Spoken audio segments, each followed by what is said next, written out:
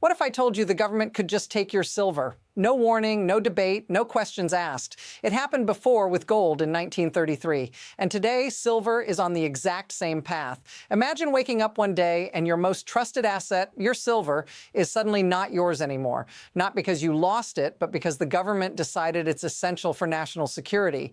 It's happening, and it might already be too late to stop it. Stay tuned. This is about to get wild. You think silver's safe, right? After all, it's just an industrial metal, not as valuable as gold. But here's the thing, silver's just been reclassified by the US government. It's no longer just for jewelry or electronics. Silver is now a strategic resource tied directly to national security, the military, clean energy, the things that power the nation. So what does that mean for people who own silver? Could this be the government's next move?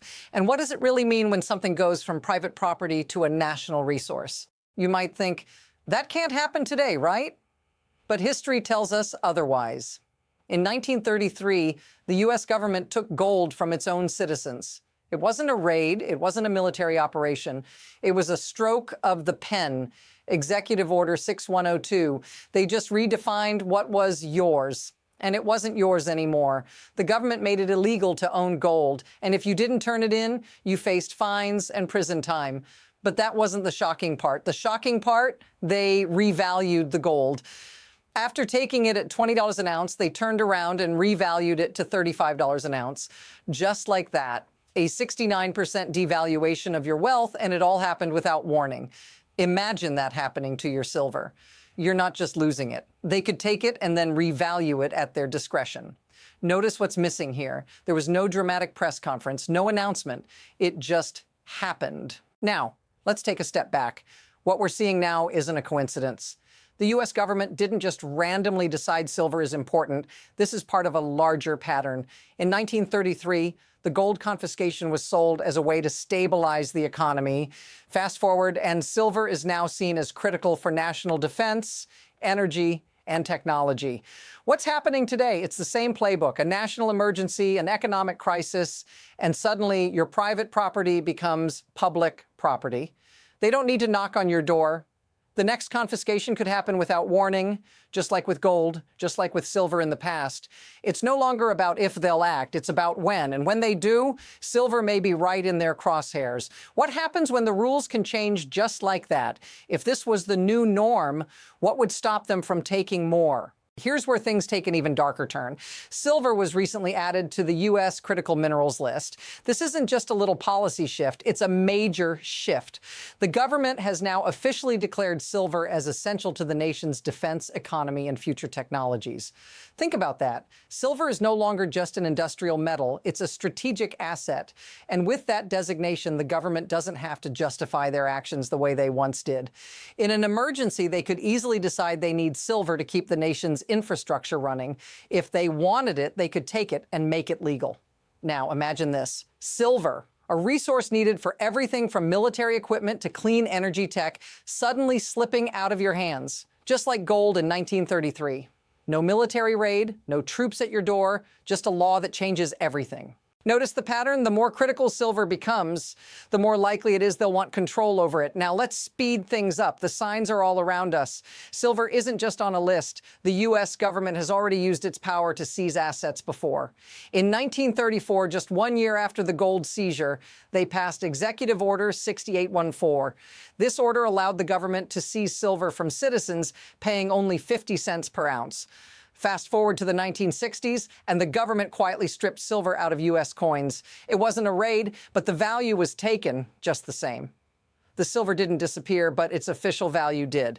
It's a pattern, a shift in policy, and suddenly your wealth is no longer your wealth. Now here's the kicker. It wasn't a sudden decision.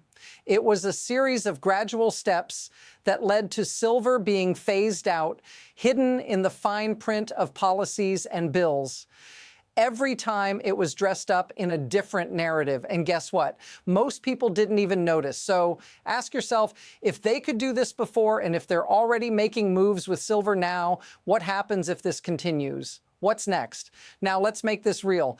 Imagine you've worked hard, invested in silver, thinking it's a safe haven. You've done your research, you've seen the charts, and you trust it as part of your financial security. But one day, the government announces that silver is essential to national security. And just like that, your trusted asset is gone. No warning, no discussion, just a shift in policy that turns your silver into something the government decides it needs. This isn't a conspiracy. It's how things happen when the government has the power to rewrite the rules. If this feels familiar, if you've ever felt like the system is stacked against you or your assets, say so in the comments. You're not alone in asking what happens next. Here's the deeper truth that most people miss. It's not about just one law or one emergency. The system in place allows this to happen with incredible ease. The government doesn't need to send troops to your door. They don't need to physically take your silver.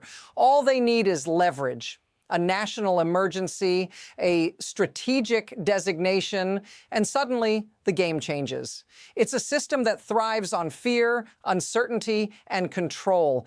When the stakes are high enough, whether it's national defense, energy security, or economic stability, they can justify taking whatever they need whenever they need it. What's even more unsettling? Most people never see it coming. It's a game of gradual shifts, small changes to the rules that quietly strip away your rights, your wealth, and your control. This isn't just an isolated incident.